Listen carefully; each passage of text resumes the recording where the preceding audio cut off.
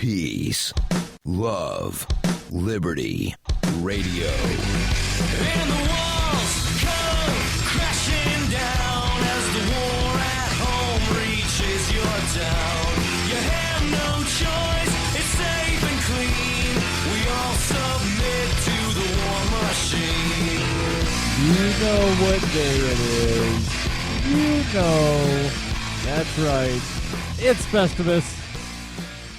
Well, it's Festivus and it's Wednesday, which means, yes, there is the airing of grievances that I might get to some point during the show just because, you know, like, it's a Festivus tradition, right? But no, the main thing today is the Ask Me Anything. It's the show where I answer your questions. You can always send those to me via email, ama@fppradio.com. You can also tweet at me using hashtag AMA, or you can send me a message on Facebook if we are friends on Facebook. And I post generally on like Monday of every week. I'll post a thread on the Facebook page for Peace, Love, Liberty Radio, for FPP Radio, and Free Press Publications, as well as on Twitter. So just respond to one of those threads. I'll get that question. Or, like I said, you can tag me, tweet at me, send me an email. Email is probably the best way to make sure that I see it. And again, that email is ama@fppradio.com.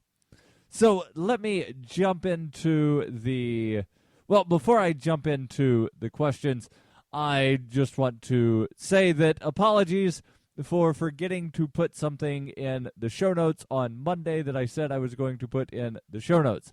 As you may or may not be aware, I've got this horrible short-term memory problem.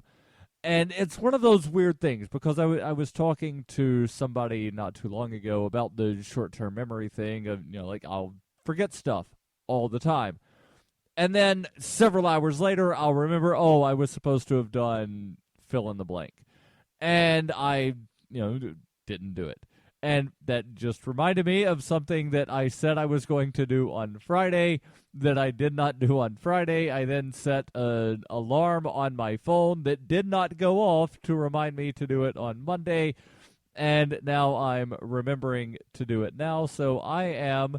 You're hearing, basically, you're hearing the way my brain works live on however you're listening, whether it's on LRN or Freedom Phalanx Radio or IPM Nation or any of the other outlets that carry the show. You are hearing live how my brain works. So I'm going to write the note down that I need to call the Elks Lodge, and... You don't need to know why I need to call the Elks Lodge, but that's who I need to call, and I said I was going to do it on Friday, and I've not gotten around to doing it yet. That is how bad my short-term memory problem is. But anyway, back to the thing that started the ramblings about the short-term memory. I said on Monday that I was going to put in the show notes a link to the list of addresses where you could send greeting cards or just regular mail to Private Manning, to Ross Ulbricht, and to Julian Assange.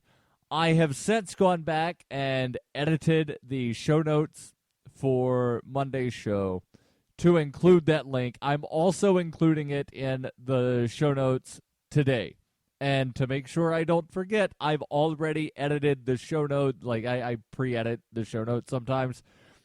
And I've already put it in the show notes, so it will be there. So if you have a spare greeting card or two and you wish to send greetings to a whistleblower or just a hero of freedom, you can do that. Those addresses will be posted. Now, let me jump into the questions. So there's only one question this week, and like I said, at some point I might do an airing of grievances, just because it is Festivus, and that's what you do on Festivus. Or there's a couple of news stories that I might want to get into that I'm not really sure what I'll do in the final segment of the show. But let me just give you the question. The question is, Darryl, will you cover this story and give your thoughts on it? Please. Thank you. The story in question is about a lunch lady in Pocatello, Idaho, who was fired for giving a student a lunch. The story comes from the Idaho State Journal. Headline, school cafeteria worker faces dismissal for giving student free lunch. And, just my initial thoughts is, wow, why didn't they let her pay for this? Did she not offer to pay? Did they ask, will you pay for this lunch? And she said, no. Let me get into the story. Daylene Bowden admits that she broke the rules, but she is not apologizing and said she would do exactly the same thing again, regardless of the consequences. Bowden is one of the lunch ladies at the Irving Middle School. She says she was placed on unpaid leave on Tuesday after she gave a free lunch to a 12-year-old student who did not have any lunch money to pay for her hot lunch. Bowden says, I love my job. I really do. This just breaks my heart, and I was in the wrong. But what do you do when the kid tells you they're hungry and they don't have any money? I handed her the tray. Bowden is a breast cancer survivor. I don't know what that has to do with the story, other than, basically I think they're turning this, news story into sort of a human interest piece. So they throw in that Bowden is a breast cancer survivor. She's worked at the Pocatello Chubbuck School District 25 for the past 3 years and said that she's the cool lunch lady. She says, last year during an assembly, I got a standing ovation from the students when my name and photo came up on the screen. I love them, and they all love me. That's probably why the girl came to me when she didn't have any money. During her time on the job, Bowden said she's never been written up or reprimanded, but she was verbally warned once when she gave a student a free cookie. Students in District 25 are allowed to charge up to $11 in the lunchroom. Bowden said she offered to pay the $1.70 for the lunch she gave the girl, but instead was placed on termination leave by her supervisor until the school board meets to discuss her case. So that's right. Students are allowed credit. You can charge up to $11 of lunch credit. And that's fine. You can have up to $11 of lunch credit. But for some reason, this credit was not extended to the girl that got the free meal. Bowden offered to pay the $1.70 for the lunch. By the way, that's incredibly cheap for a school lunch. I think when I was in school, lunches were like $2 or $3, but then again, I would get extra meat or something. So but still, $1.70 for a lunch, that's pretty much the same price of what it was 20 years ago. So these meals are being highly subsidized. I'll continue the story and continue giving my thoughts on Daylene Bowden, who is being terminated for being a kind, decent human being. How dare you?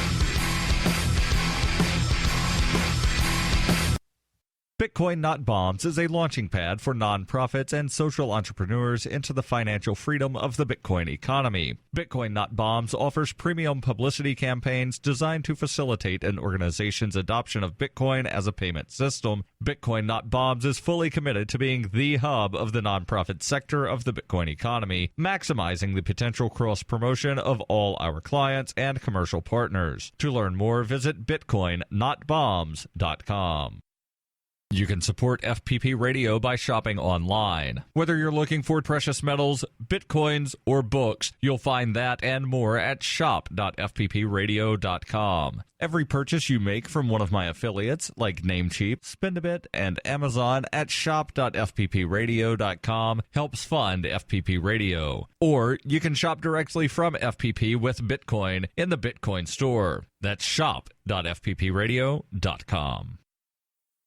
The Doublespeak Dictionary by Leslie Starr O'Hara satirizes the marked difference between the ideal of we the people and the reality of we the elite, while offering an insightful glimpse into the clockworks of the totalitarian mind. Ever irreverent but never irrelevant, the Doublespeak Dictionary serves as a subversive and humorous but timely reminder that the emperor has no clothes. The Doublespeak Dictionary is available from Amazon.com and all major bookstores. You're listening to Peace, Love, Liberty Radio with Darryl W. Perry. Online at fppradio.com. If you're fed up with the government running every aspect of your life, but you're not listening to the Lava Flow podcast yet, what is wrong with you? No, seriously. That's a serious question. What is wrong with you? Go right now to thelavaflow.com/listen. The Lava Flow podcast, channeling the flow of information to the libertarian, anarcho-capitalist, voluntarist, and agorist community. Subscribe today. Or build a time machine, go back, subscribe, yesterday, month ago, 3 months ago, 6 months ago. But subscribe anyway, because, building a time machine, that's costly and time-consuming, and it'll be well past today by the time you build it. And then you'll have to travel back so that it is today so that you can subscribe. Just go ahead and subscribe. Put away the plans for the time machine and subscribe using any podcatcher at thelavaflow.com/listen. Or you can just go back to sucking up to the government. The Lava Flow podcast, striking the root every episode. So let me jump back into the story here about Daleen Bowden, the lunch lady. Lunch lady land. The lunch lady, and yes, I did just summon my inner Adam Sandler and begin singing Lunch Lady Land because, Sloppy Joe, sloppy Joe, meatloaf sandwich.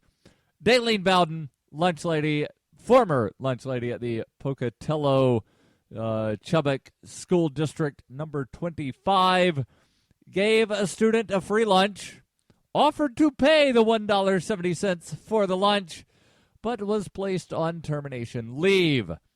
Interim Superintendent of School District 25, Douglas Howell, said the specifics of Bowden's personnel matter cannot be discussed, but said the child was not deprived a lunch. Howell said, "We did not take the meal away from the child."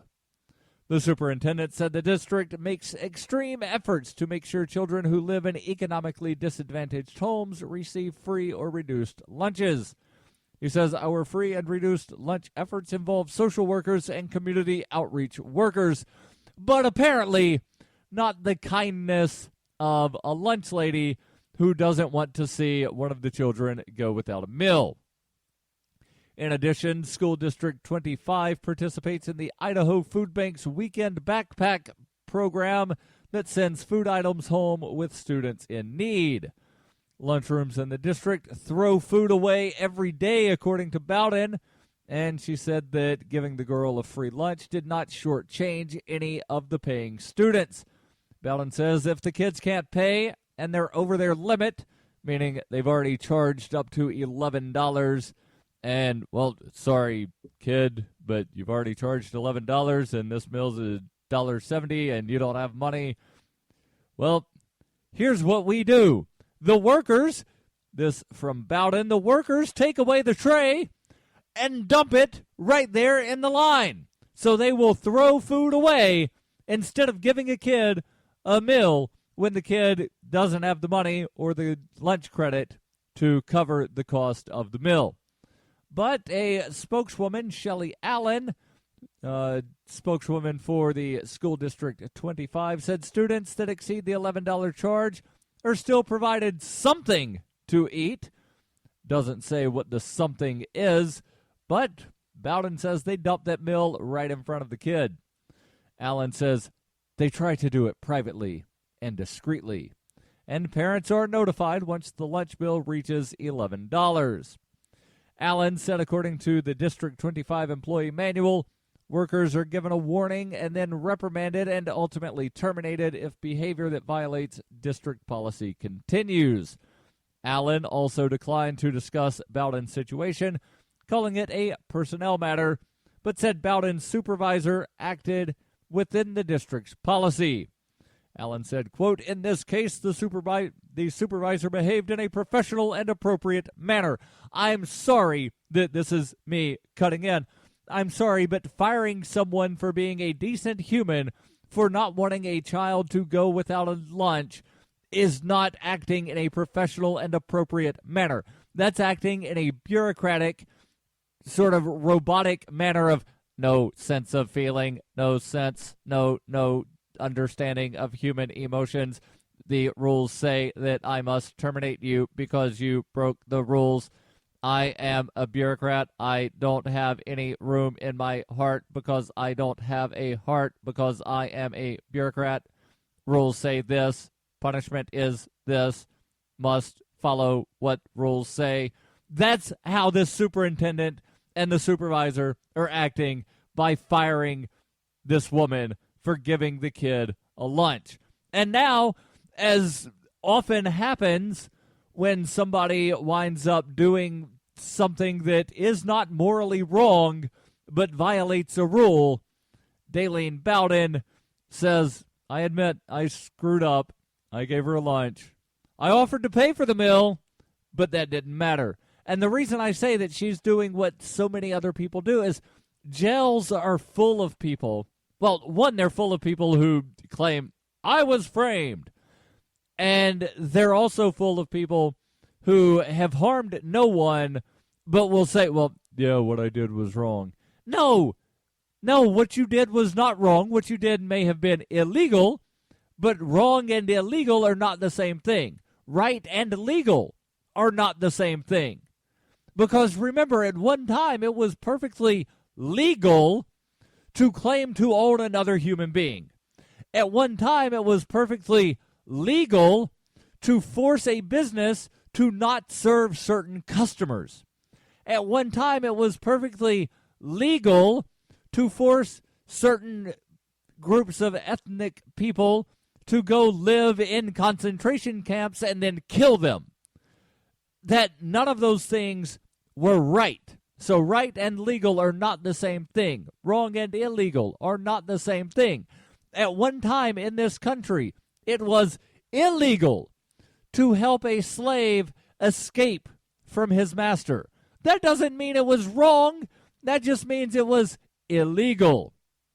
The story here about Daleen Bowden continues.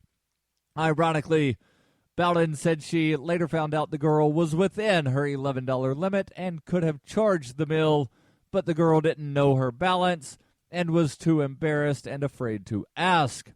Bowden says she came to me and said she was hungry and didn't have any money. I would do it again if in the same situation. Superintendent Howell said students going through the hot lunch line simply enter a 4-digit code, and if their account exceeds the $11 credit limit, parents are notified. And Howell adds, "We don't deny students a lunch. If, after notifying the parents that the account needs payment and the district doesn't receive any money, students are given the option of having a peanut butter and jelly sandwich and milk, according to the superintendent." So they'll give something, just not a hot meal, to the student. But still, this is completely ludicrous. And I'll explain the whole thing about throwing out food, because they talk about throwing out food, and that's a big, huge, giant pet peeve of mine. And I'll discuss that in sort of the airing of the grievances of the last segment. And there's a news story that I may or may not be able to touch on. But yeah, throwing out food that is perfectly edible. Why? I'll tell you. Stay tuned.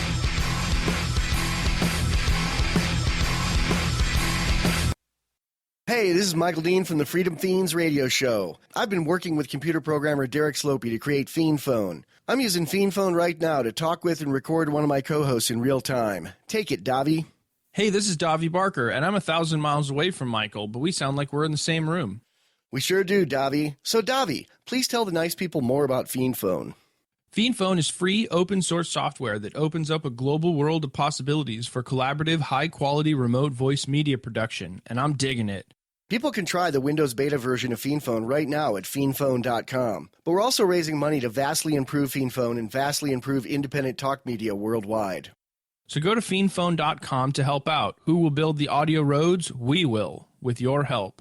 That's fiendphone.com. FEENPHONE.com. Foxtrot, Echo, November, phone.com. FiendPhone. I never knew remote audio could be this good. When her plush and comfy life suddenly and unexpectedly fell apart, Brooke and her dog Cloud set out to defy the odds. If this is a man's world, as they say, living on the streets is no place for a young woman. One day she awoke in the redwood forest and realized she had become a hobo, and would ultimately come to know exactly what it means to survive. How to Be a Hobo by Brooke Willett is available from Amazon.com and all major bookstores. You're listening to Peace, Love, Liberty Radio with Darryl W. Perry. Before I tell you why people throw out edible food, or at least part of the reason why people throw out edible food, I want to tell you about somebody that will not throw you out.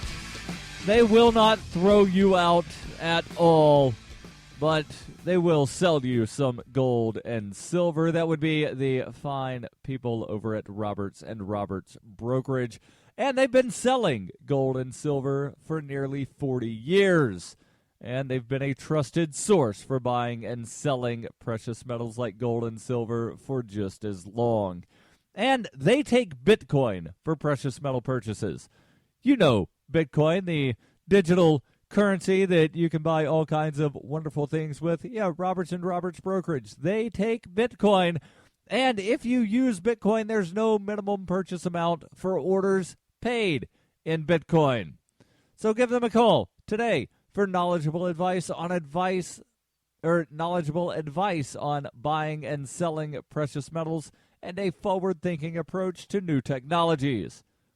But no, they can't help you build a time machine. They can buy you or help you buy or sell gold and silver, but they can't help you with that time machine. But go ahead, give them a call, 800-874-9760. That's 800-874-9760. Or you can visit online, rrbi.co.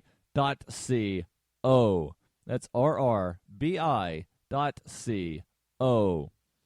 So going back to the throwing out of food, which is something in the story about the cafeteria worker that was touched on, where worker Daleen Bowden says if the students can't pay for the hot meal and they don't have credit left, they will throw the meal out in front of the students. And why do they throw out food? And you know they're not just throwing that food out. There's going to be leftovers that they're throwing out. And why don't they just give that to a homeless shelter? Why don't they give it to the food bank?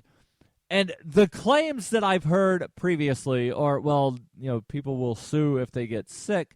But there's not actually, as far as I've been able to find, any stories of anyone ever actually being sued for giving food to a homeless person and the homeless person getting sick, or anyone ever being sued for giving food to a food bank and the food bank getting sued, or the donors of the food getting sued because somebody got sick from something.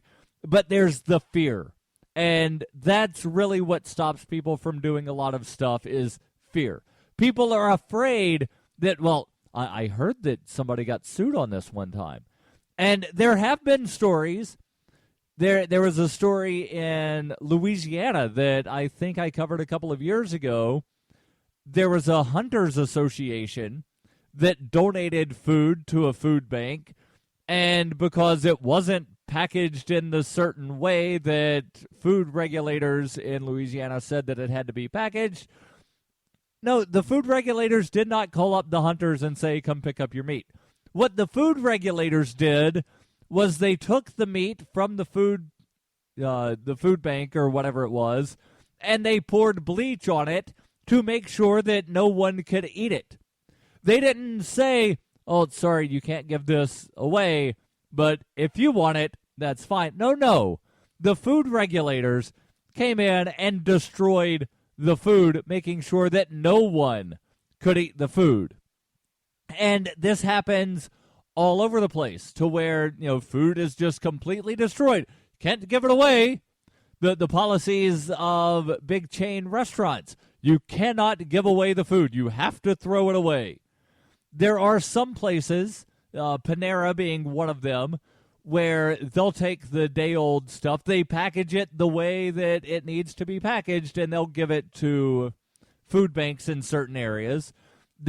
I'm pig-sitting for a few weeks, and there's a guy that works for some grocery company that he, brings like day-old stuff, and he collects it, and twice a week, now until like middle of January, I'm going to go pick this stuff up and feed it to the pigs. So at least it's being eaten by someone, and a lot of the stuff, it's stuff that could still be eaten by humans. Oh, this expired 2 days ago, so we can't sell it at the grocery store. There's packages of donuts that if I were still eating donuts, I would totally eat one of these. They're not moldy at all. They expired 3 days ago. The best buy date was 3 days ago. Can't sell it anymore. There's a lot of milk. Hell, there was a juice drink that expired just a few days ago. Perfectly good. So I'm drinking this probiotic juice thing instead of giving it to the pigs. Yeah, I could have given the pigs the probiotic stuff. There's even a thing of apple cider that I pulled off to the side that I'm going to add into a smoothie that I make sometime later with some bananas that I'm taking from the pigs. I was told I could eat anything that was going to be given to the pigs, so I'm taking some of the bananas and some apple cider, and I'm going to make a smoothie in a couple of days.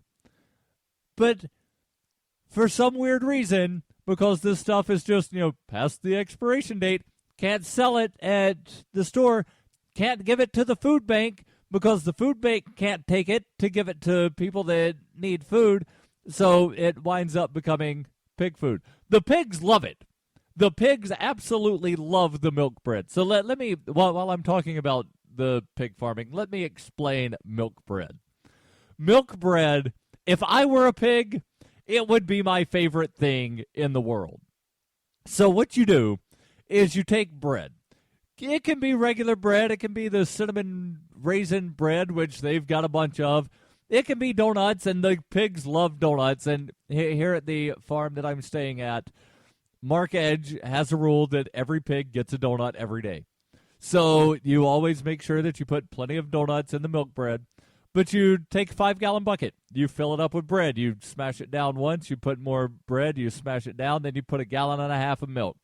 You let it sit, let the bread soak up the milk, and when you feed it to the pigs, they love it because the bread's all nice and soggy with the milk, and they get all the nutrients and the vitamins and the minerals, and milk bread becomes bacon. That's how these little magical beings exist.